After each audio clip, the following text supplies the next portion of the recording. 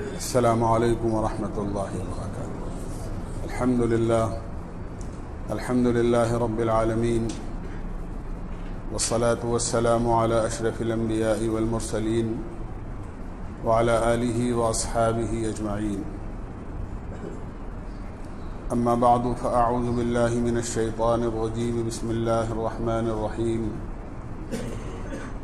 ومن احسن قولا ممن دعا الى الله وعمل صالحا وقال انني من المسلمين، صدق اللہ العظیم۔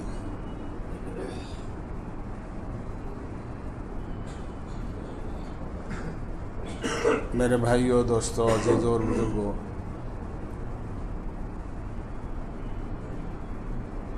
آج رمضان المبارک کا دوسرا عشرہ پورا ہونے جا رہا ہے، جو مغفرت کا عشرہ تھا۔ آنے والا عشرہ، آنے والے 10 دن آگ سے آزادی کے ہیں، اور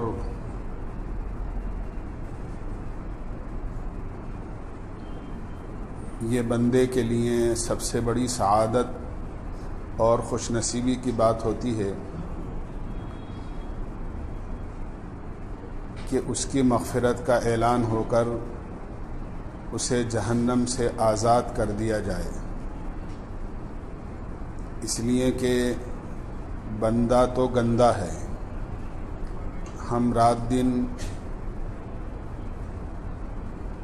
صبح و شام، ہر آن ہر وقت، ہر لمحہ اللہ کی نافرمانی، اس کے حکم کو توڑنا، اس کی نافرمانی کرنا، یہ ہم سے ہوتا رہتا ہے۔ اس لیے کہ اگر ہم عبادت بھی کرتے ہیں تو یقین کے ساتھ یہ نہیں کہہ سکتے کہ ہماری عبادت اس قابل ہے جو اللہ کے یہاں قبول ہو جائے۔ امید تو ضرور رکھنا چاہیے، لیکن ہم خود جانتے ہیں کہ ہماری عبادت کیسی ہے۔ اسی لیے نماز جیسی اہم عبادت، جس کا درجہ ایمان کے بعد سب سے زیادہ مقدم اور بڑا ہے، اس میں آدمی مکمل ہماتن اللہ کی طرف متوجہ ہو جاتا ہے۔ جب نیت باندھتا ہے تو نیت باندھنے سے لے کر سلام پھیرنے تک 100% بندہ حکم الہی کا تابع ہوتا ہے۔ نہ اپنی مرضی سے دیکھ سکتا، نہ اپنی مرضی سے بول سکتا، نہ اپنی مرضی سے چل سکتا۔ ہر کام حکم الہی کی پابندی میں اس کا ہوتا ہے جب تک وہ سلام نہ پھیر دے۔ لیکن اور پھر اس کا ایک ایک عمل اتنا قیمتی اور اتنا اونچا ہوتا ہے، جیسا کہ روایتوں میں آتا ہے، جب کوئی آدمی اللہ کے سامنے ہاتھ باندھ کر کھڑا ہوتا ہے اور قرآن کریم کی تلاوت کے بعد جب وہ رکوع کرتا ہے تو اس کے گناہ سارے کے سارے ایک پوٹلی کی طرح لپیٹ کر اس کی کمر پر رکھ دیے جاتے ہیں، اور جب وہ سمع اللہ لمن حمیدہ کہہ کر کھڑا ہوتا ہے تو وہ پوٹلی پیچھے گر جاتی ہے، یعنی گناہوں سے رکوع سے اٹھتے ہی پاک ہو جاتا ہے۔ پھر جب وہ سجدہ کرتا ہے تو سجدہ کرنے والوں کے لیے کہا گیا ہے الساجد یسجد بین قدمی الرحمن، کہ سجدہ کرنے والا رحمان کے قدموں میں سجدہ کرتا ہے۔ ان تمام فضیلتیں اور خوشخبریوں کے باوجود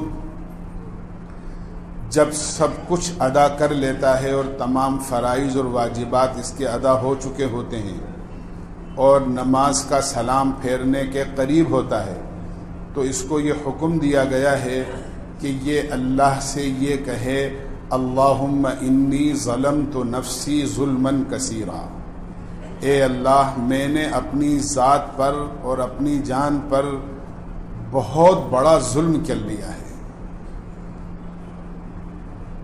نماز پڑھی ہے اس نے، لیکن اس کو کہا کیا جا رہا ہے کہ یہ دعا پڑھو اللہم انی ظلمت نفسی ظلما کثیرا، اے اللہ میں نے تو اپنی جان پر بہت بڑا ظلم کیا ہے۔ ولا یغفر الذنوب الا انت، اور تیرے علاوہ میرے گناہوں کو کوئی معاف نہیں کر سکتا۔ فاغفر لی مغفرۃ من عندک، یہ سب جو بندہ پڑھتا ہے مغفرت کے لیے، کیا مطلب؟ اس نے نماز پڑھی ہے، لیکن یہ دعا اس لیے سکھائی گئی ہے کہ جس طرح اللہ کے سامنے کھڑے ہونے کا حق تھا وہ ہم سے نہیں ادا ہوا، جس طرح رکوع میں اس کے سامنے جھکنے کا حق تھا ہم سے ادا نہیں ہوا، جس طرح اس کے سامنے اپنی پیشانی زمین پر رگڑنے کا حق تھا نہیں ہوا۔ گویا میں نے نماز تو پڑھی ہے، لیکن نماز کا حق مجھ سے ادا نہیں ہوا۔ مجھے تو نماز ایسی پڑھنی چاہیے تھی جو تیری بارگاہ میں قبولیت اور مقبول ہونے کے قابل ہوتی۔ اے اللہ میں ایسی نماز نہیں پڑھ سکا، لہٰذا میں نے تیری خوشنودی اور تیری مرضی کے مطابق نماز نہ پڑھ کر اپنی جان پر بہت بڑا ظلم کیا ہے، تو مجھے معاف کر۔ یہ اس لیے ہیں کہ ہم کبھی بھی اپنی عبادت پر گھمنڈ نہ کریں، بلکہ ہمیشہ اپنی عبادت کو کم سمجھیں۔ فرشتوں کی تسبیح ہے جو ہمیشہ اللہ کی عبادت میں ہمہ تن مشغول رہتے ہیں۔ روایتوں میں آتا ہے آسمان فرشتوں کے بوجھ سے بولتا ہے، چڑچڑاتا ہے، جیسے چارپائی زیادہ لوگوں کے ایک ساتھ بیٹھنے کی وجہ سے بولنے لگتی ہے اور اس میں سے چڑچڑ کی آواز آنے لگتی ہے، اور پھر فرمایا اس کے لیے حق ہے کہ وہ بولے، اس لیے کہ 4 انگل جگہ بھی آسمان پر ایسی باقی نہیں ہے جہاں کسی فرشتے کی پیشانی اللہ کے سامنے جھکی ہوئی نہ ہو اور رکھی ہوئی نہ ہو۔ اس کے باوجود فرشتوں کی یہ تسبیح ہے ما عبدناک حق عبادتک وما عرفناک حق معرفتک، اے اللہ تجھے پہچاننے کا جو حق تھا وہ ہم سے ادا نہیں ہوا، اور جو تیری عبادت کا حق تھا وہ ہم سے ادا نہیں ہوا۔ تو آج میں نے کیا کہ ہم تو ہمیشہ ہر حال صبح و شام، رات اور دن گناہوں کے اندر اور اللہ کی نافرمانیوں میں ڈوبے رہتے ہیں، اور اللہ کے علاوہ ہمیں گناہوں کے سمندر سے اور دریا سے کوئی نہیں نکال سکتا۔ اس لیے یہ اپنی مغفرت کروانے کے دن ہیں، اللہ سے معافی مانگنے کے دن ہیں، اللہ کے سامنے رونے اور گڑ گڑانے کے دن ہیں، اور اللہ تو اپنے بندوں پر اتنا مہربان ہے۔ حدیث پاک میں آتا ہے ان اللہ یبسط یدہ باللیل لیتوب مسیء النہار، اللہ تعالیٰ رات کو اپنا دست مغفرت پھیلاتے ہیں کہ دن کا گنہگار اللہ کے سامنے رات کی تنہائی اور اندھیرے میں آ کر 2 قطرے آنسوؤں کے بہا لے تو اللہ اس کی مغفرت کرنے کو تیار ہے۔ رمضان کی راتوں میں آواز لگتی ہے کوئی مغفرت کرنے والا جس کی مغفرت کی جائے؟ ہے کوئی اپنے گناہوں پر رونے والا کہ اس کا رونا قبول کیا جائے؟ اعلان ہوتا ہے اللہ کی طرف سے۔ تو یہ مغفرت کرانے کے دن ہیں۔ اسی طرح فرمایا ان اللہ یبسط یدہ بالنہار لیتوب مسیء اللیل، اللہ تعالیٰ دن میں اپنا دست مغفرت پھیلاتے ہیں تاکہ رات کا تنہائی میں گناہ کرنے والا، جس نے رات کے اندھیرے میں اپنا منہ کالا کیا ہے، وہ دن کے اندر اللہ کے سامنے ندامت کے 2 آنسو بہا لے تو اللہ اسے معاف کرنے کو تیار ہے۔ تو یہ مغفرت کے دن ہیں، قیمتی دن ہیں. بہت تیزی کے ساتھ رمضان المبارک کا مہینہ گزر رہا ہے. ابھی کچھ دن پہلے ہمارے زبانوں پر یہ بات تھی رمضان المبارک کا مہینہ قریب آ رہا ہے، اور آج اس کے 20 دن گزرنے جا رہے ہیں. بہت تھوڑا اور بہت کم وقت باقی رہ گیا ہے. نہ معلوم اس میں سے کتنے دن ہمارے ہاتھ آئیں گے، کتنے دن نہیں آئیں گے. کسی کی زندگی کا کسی کو کوئی بھروسہ نہیں ہے. رات دن چل چلاؤ کی آوازیں ہم سنتے ہیں. آج اس محلے سے وہ چلا گیا، آج اس بستی سے وہ چلا گیا. اس لیے ان قیمتی گھڑیوں کو قیمتی سمجھنا اور قیمتی بنانا، اور اللہ سے اپنے گناہوں کی معافی مانگنا. اللہ کو اپنے بندے کا معافی مانگنا اور گناہوں پر رونا اور توبہ کرنا بہت زیادہ پسند ہے. چنانچہ اللہ تعالیٰ ایک حدیث قدسی کے اندر ارشاد فرماتے ہیں، میں اپنے بندے کی توبہ سے اس آدمی سے بھی زیادہ خوش ہوتا ہوں جو آدمی سفر میں ہو اور جنگل کا سفر ہو اور اپنی سواری اس کے ساتھ ہو. جیسے پہلے زمانے میں لوگ اونٹوں پر سفر کیا کرتے تھے، سامان سفر اس کا اونٹ پر لدا ہوا ہو، اور وہ مسافر تھک ہار کر تھوڑی دیر کے لیے ایک درخت کے سائے میں آرام کرنے کے لیے لیٹ گیا ہو، اور تھکان کی وجہ سے لیٹتے ہی اس کو نیند آ گئی ہو، اور سواری اس نے پاس میں بٹھا دی ہو. تھوڑی دیر کے بعد جب اس کی آنکھ کھلتی ہے تو دیکھتا کیا ہے کہ اس کی سواری موجود نہیں ہے، سواری غائب ہو چکی ہے. چاروں طرف لق و دق میدان ہیں، دور دور تک کوئی آبادی نہیں ہے، آس پاس جنگل کے اندر پانی اور کوئی سہارا اور کوئی زندگی کا سبب موجود نہیں ہے. دھوپ بہت تیز ہے، گرمی انتہائی شدید ہے. ایسا آدمی نہ کہیں اس وقت آ سکتا بغیر سواری کے، نہ جا سکتا.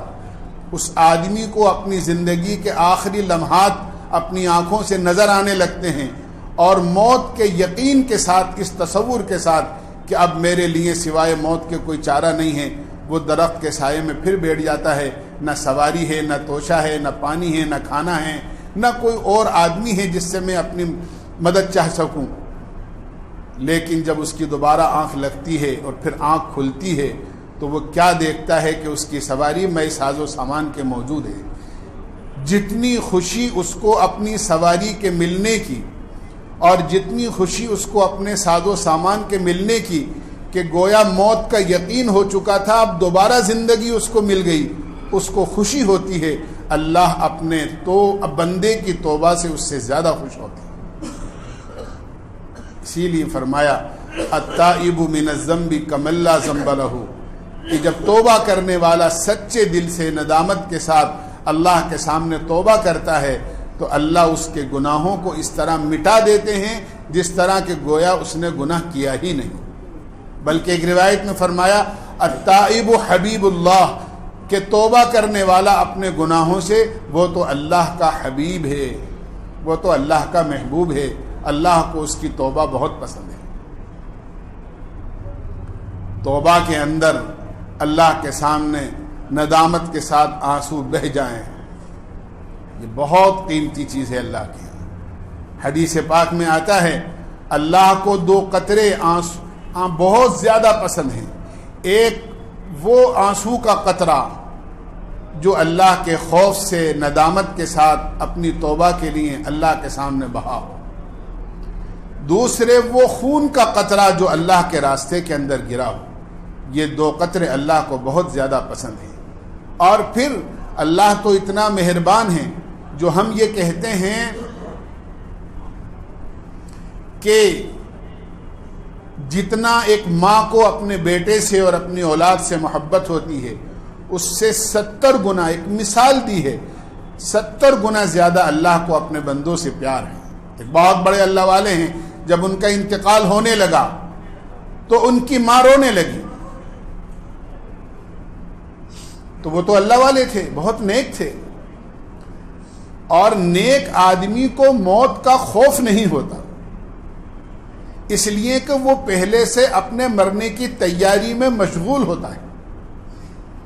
ابو نعیم بہت بڑے ایک اللہ والے ہیں، ان سے کسی نے کہا حضرت ایک سوال آپ سے ہے، اور وہ سوال یہ ہے کہ اگر آپ کو یہ بتا دیا جائے کہ آپ کی زندگی کے صرف 24 گھنٹے باقی ہیں، 24 گھنٹے بعد آپ کا انتقال ہو جائے گا، زندگی میں ایک دن اور ایک رات آپ کا باقی ہے، تو ہم یہ پوچھنا چاہتے ہیں کہ آپ اپنے ان 24 گھنٹوں کو کس طرح گزاریں گے؟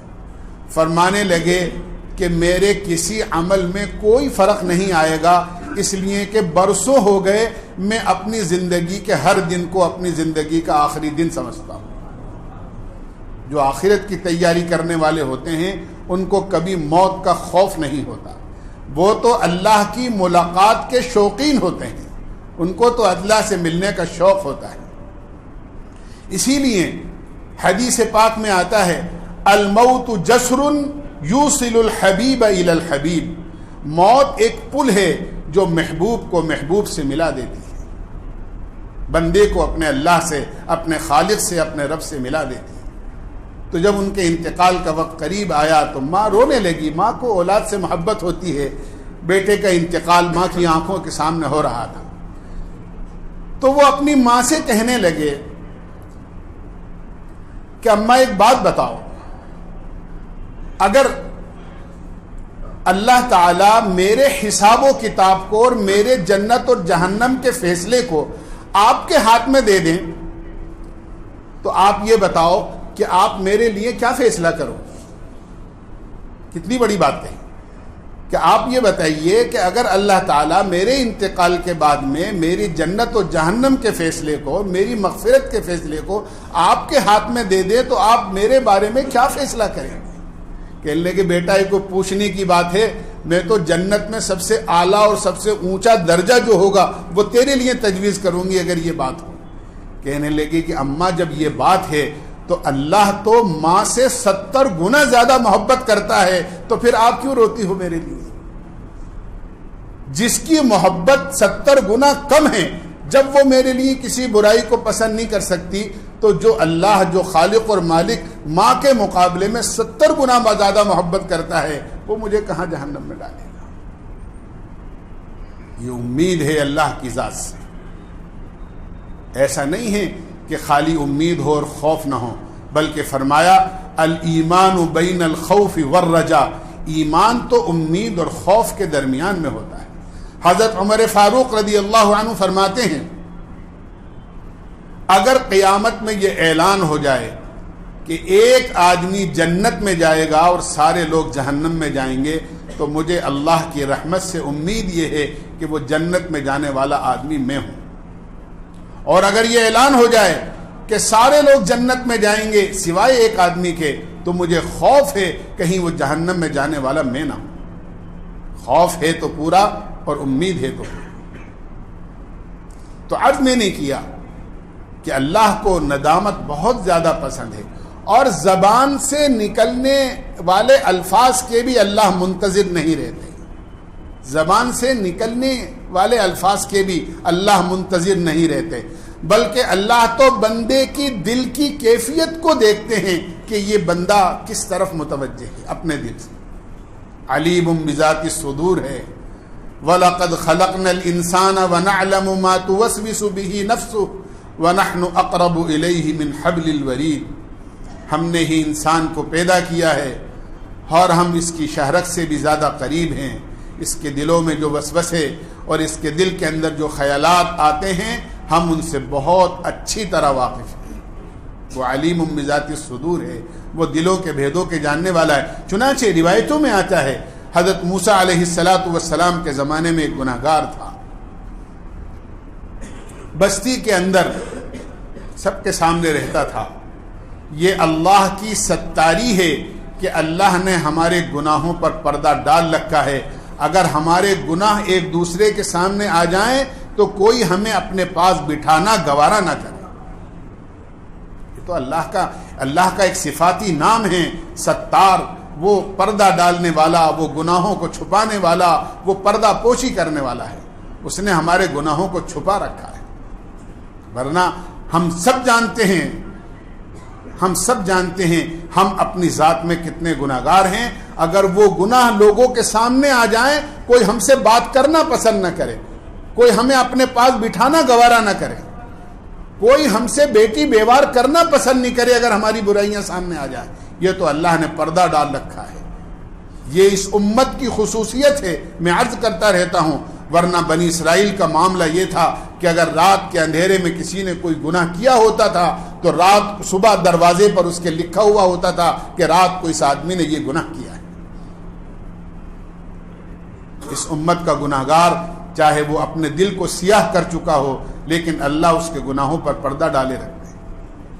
قحط سالی ہوئی، جب گناہ زیادہ ہوتے ہیں تو یاد رکھیے اللہ کی طرف سے بارشیں روک دی جاتی ہیں، چیزیں مہنگی ہو جاتی ہیں۔ موسیٰ علیہ السلام نے صلاۃ الاستسقاء بارش کے طلب کرنے کی نماز پڑھنے کے لیے بنی اسرائیل کو میدان میں جمع کیا، سب کا جانا ضروری تھا، یہ گناہگار بھی چلا گیا۔ دیر تک اللہ سے دعا مانگتے رہے، آسمان پر بادل کا ایک ٹکڑا نظر نہیں آیا۔ اللہ تعالیٰ نے فرمایا، کلیم اللہ تھے، اے موسیٰ اس مجمع کے اندر ایک گناہگار ہے، ایک ہمارا نافرمان ہے، جب تک وہ اس مجمع میں رہے گا آپ اگر ساری زندگی بھی سجدے میں سر رگڑ کر مر جائیں تو بارش نہیں ہوگی، یاد رکھیں۔ حضرت موسیٰ علیہ السلام نے فرمایا اس گناہگار کی وجہ سے ساری بنی اسرائیل بارش سے محروم ہیں، کہا کہ جو گناہگار ہے وہ نیچے چلا جائے، اعلان کر دیا آپ نے۔ اب وہ سوچنے لگا کہ میرا کیا ہوگا، میں جب سب کے سامنے سے جاؤں گا نکل کر، میں گناہگار تو میں ہوں، تو سب کے سامنے رسوائی ہوگی۔ کئی دفعہ اعلان کیا، کوئی اٹھنے کو تیار نہیں۔ اب اس نے دل ہی دل میں، کیونکہ مجمع قریب قریب ایک دوسرے سے لگا ہوا بیٹھا ہوا، زبان سے کوئی لفظ نکالے تو پاس والا سن لے، دل ہی دل میں اللہ سے لو لگائی، اے اللہ جس طرح آج تک تو نے میری ستاری کی ہے، آج میں تجھ سے معافی مانگتا ہوں، جس طرح اب تک ستاری کا معاملہ کیا ہے اب تو غفاری کا معاملہ بھی کر دے اور مجھے معاف کر دے۔ دل ہی دل میں اللہ کی طرف متوجہ ہوا۔ ادھر موسیٰ علیہ السلام اعلان کر رہے ہیں اور کوئی اٹھنے کو تیار نہیں ہے۔ اچانک آسمان پر ایک کالا بادل آیا اور وہ پھیل گیا اور تھوڑی دیر میں بارش ہو گئی اور موسلا دھار بارش ہوئی۔ کلیم اللہ تھے، اللہ تعالیٰ سے کہا، اے باری تعالیٰ بارش تو ہو گئی، لیکن آپ نے تو فرمایا تھا جب تک وہ گناہگار اس مجمع میں رہے گا بارش نہیں برسے گی، لیکن یہاں سے کوئی گیا نہیں اور بارش برس گئی۔ اللہ تعالیٰ نے فرمایا، اے موسیٰ جس کی وجہ سے بارش رکی ہوئی تھی اسی کی وجہ سے ہم نے بارش برسائی، اسی کی وجہ سے بارش برسائی۔ موسیٰ علیہ السلام کہنے لگے، اے باری تعالیٰ جب آپ کے یہاں وہ بندہ اتنا مقبول ہو گیا تو ذرا آپ مجھے پتہ بتا دیجئے کہ وہ کون آدمی ہے، ذرا میں بھی اس کی زیارت کر لوں اور اسے دیکھ لوں۔ اللہ تعالیٰ نے فرمایا، اے موسیٰ جب وہ گناہگار تھا، ہمارا نافرمان تھا، تبھی ہم نے تمہیں نہیں بتایا، تو اب تو وہ توبہ کر کے ہمارا مقبول بندہ بن چکا ہے، اب کیوں بتائیں گے تمہیں؟ میرے بھائیوں، دوستو، بزرگوں، اللہ اس طرح دلوں کی آواز کو سننے والا ہے، لیکن جہنم سے کبھی بے خوف نہیں ہونا چاہیے۔ اللہ نے جس طرح اپنا مہمان خانہ جنت بنایا ہے اسی طرح جہنم بھی بنائی ہے۔ جبریل امین ایک مرتبہ تشریف لائے اور آ کر اللہ کے نبی علیہ السلام سے کہنے لگے، اللہ کے نبی قیامت بہت قریب ہے۔ آپ نے فرمایا، جبریل قیامت میں تو جنت بھی ہے نیک لوگوں کے لیے اور گناہگاروں کے لیے جہنم بھی ہے، ذرا جہنم کی کیفیت تو بتاؤ۔ کہا کہ اللہ نے جہنم کو دہکایا تو وہ 1000 سال تک دہکانے کے بعد سرخ ہو گئی، پھر 1000 سال تک اس کو اور دہکایا، سفید ہو گئی، پھر 1000 سال تک دہکایا تو وہ کالی ہو گئی، اب بالکل سیاہ اور اندھیرا ہے اس کے اندر۔ اس کے 7 دروازے ہیں، 7 دروازوں کا حال پوچھا تو جبریل امین سنانے لگے، 7 دروازے اس کے اوپر نیچے ہیں، سب سے نچلے درجے کے اندر منافقین ہوں گے، پھر اس سے اوپر والے کے اندر مشرکین ہوں گے، پھر صابئین یعنی بت پرست ہوں گے، اور پھر اس کے بعد یہود ہوں گے، عیسائی ہوں گے۔ 6 دروازوں کا حال بیان کرنے کے بعد 7ویں دروازے پر آ کر جبریل خاموش ہو گئے۔ آپ نے پوچھا جبریل 7ویں دروازے سے کون جہنم میں جائے گا اور یہ حصہ کس کے لیے ہیں؟ جبریل پھر خاموش رہے۔ اللہ کے نبی علیہ الصلاۃ والسلام نے جب بار بار اصرار کیا تو جبریل امین نے کہا آپ کی امت کے وہ گناہگار جو اپنے گناہوں سے توبہ کیے بغیر دنیا سے چلے گئے ہیں، یہ 7ویں طبقے کے اندر وہ لوگ جائیں گے۔ اللہ کے نبی رونے لگے، آپ کو امت کا بڑا غم تھا، آنسو بہنے لگے۔ اللہ کے نبی علیہ الصلاۃ والسلام نے کہ جب یہ کیفیت جبریل امین نے دیکھی تو فرمایا گھبرائیں نہیں، قیامت کا دن ہوگا، ہر قوم اللہ کے سامنے سجدہ ریز ہوگی، جھکی ہوئی ہوگی۔ وَتَرَى كُلَّ أُمَّةٍ جَاثِيَةٍ كُلُّ أُمَّةٍ تُدْعَى إِلَى كِتَابِهَا، اللہ کے سامنے سب کے سر جھکے ہوئے ہوں گے، ہر قوم اپنے اعمال نامے کی طرف